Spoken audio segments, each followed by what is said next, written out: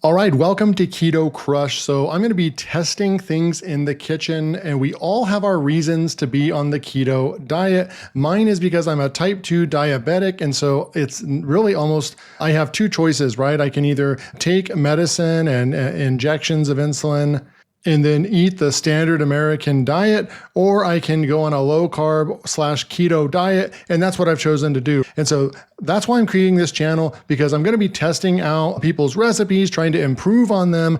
And I'm not a pro chef or anything like that, right? I'm just an ordinary person that has to start cooking in the kitchen a lot more than I would even like.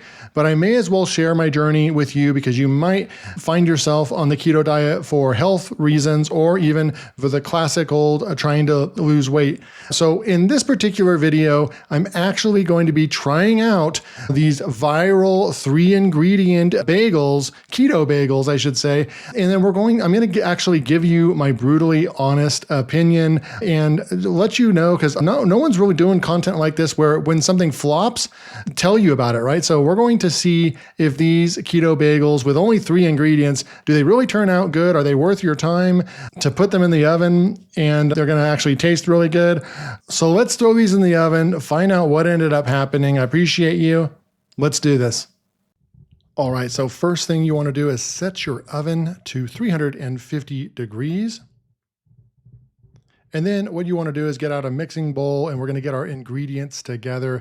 And what you're going to need is 1 cup of almond flour. You're going to need 1 tablespoon of baking powder and a 1/2 cup of yogurt. So right here, I am just going to combine all of these. And some people say you should put the dry ingredients together, mix those, give them a good whisk, and then throw in your wet ingredients. I don't really think it matters that much, but I'm sure if you're a professional chef or baker, then you would probably beg to differ.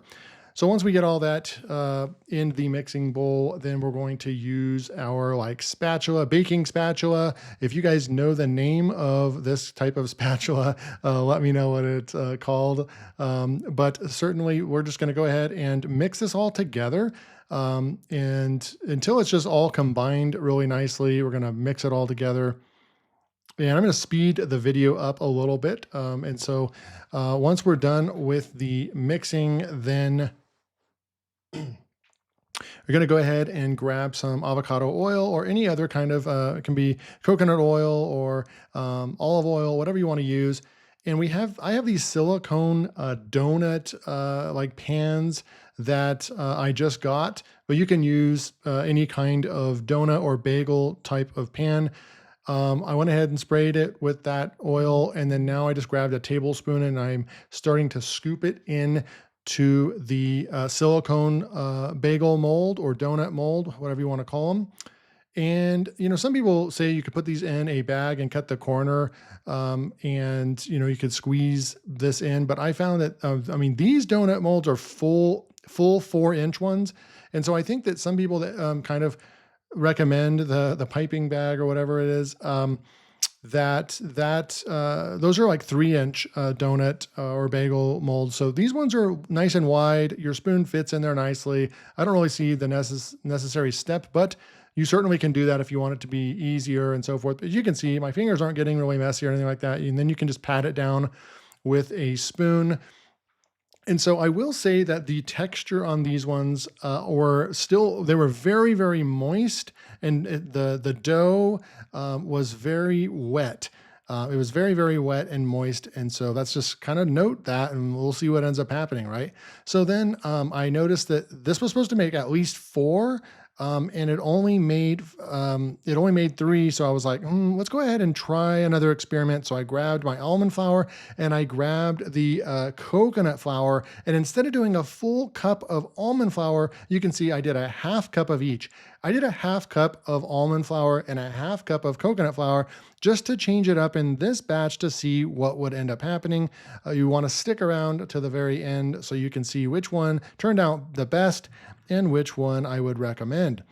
So, of course, we need to grab our baking powder, still stuck with the 1 tablespoon of baking powder, threw that in there in the mixing bowl, and then we're going to go ahead and give it a mix.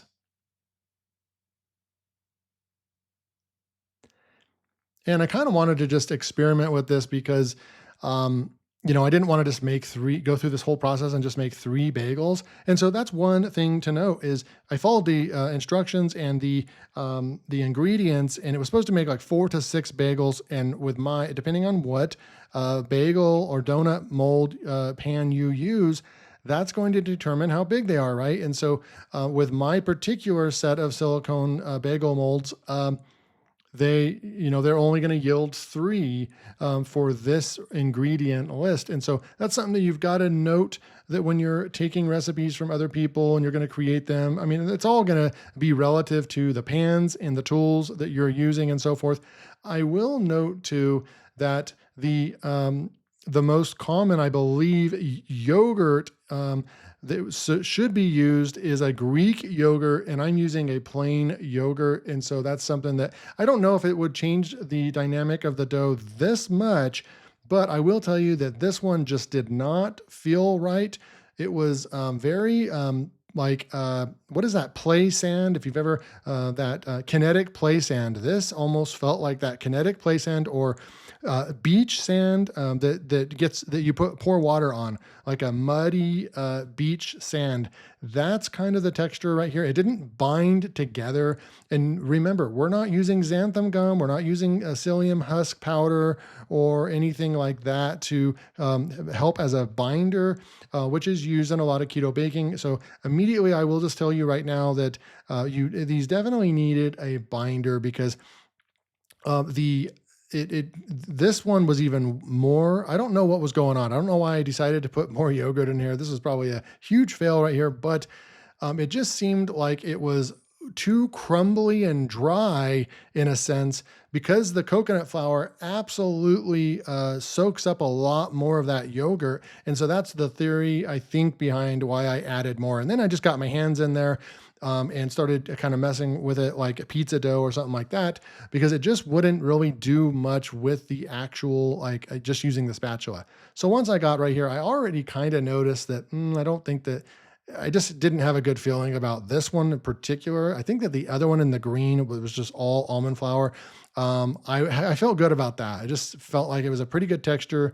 So I on this on the blue side, which was the almond flour and coconut flour, wasn't feeling so good about it. But I was like, I may as well. This is like a science experiment. May as well finish with the test right. Throw them all in there, and I went ahead. I didn't feel like it was gonna. I had enough to make four, so I went ahead and stuck with the three. So you can see right over here, I went ahead and wiped out the excess oil that I put in on the other extra one. We're gonna bake these at 25 plus minutes, and the reason why I kind of put that, these are like I just skipped forward. We baked them at least 25 minutes. I think I even put them in there for 3 minutes more because I could feel that they were not done. So we're talking like 28 minutes at 350. Now you can see the ones right here on the green. These are the almond flour ones. They actually looked really, really good. They got that golden brown, almost too much on that side, but they certainly look good. And I like the shapes of this silicone pan or mold. This was my first time using it.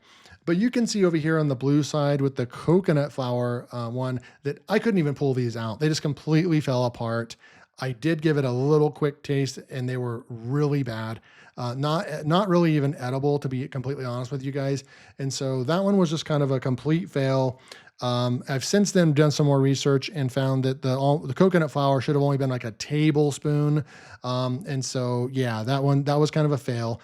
But right over here, I will tell you, I'm putting this through a taste test, kind of checking it out. And I did let them set in the silicone mold for at least 5 minutes, then took them out of the silicone mold. Then I put them on this air rack right over here. And they sat for like a good 10 minutes or something. And this is when I came back over here to see if just sitting there for like 20 minutes, I think I came back 20 minutes later. And you can see I got some cream cheese out, and I'm going to give them a proper taste test and so forth.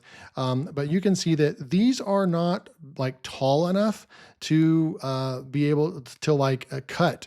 So we're not able to cut these in half like you would a traditional bagel. So you can't get a knife and actually cut them in half.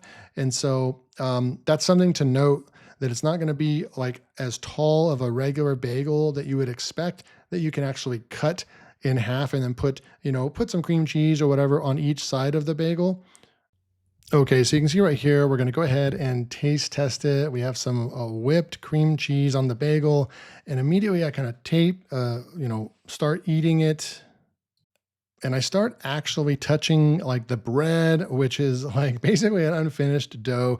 Now remember, these were in the oven for probably 28 minutes, even longer than the original recipe that I got these from. These were just a no-go. They weren't satisfying. They didn't taste good, and the texture. This was massively about the texture. They were not done all the way. And right here is where I really want to zoom in and show you what this looked like. So right there kind of looks passable, but then as I start pressing in and showing you, you can see the moisture on my finger, how much water and moisture are still left in this dough. Now, these were in for 28 minutes. This was either not a high enough temperature. I gave this a thumbs down. Make sure to subscribe because I'm going to come back with a way better keto recipe next time. So make sure to subscribe and I'll see you in the next video.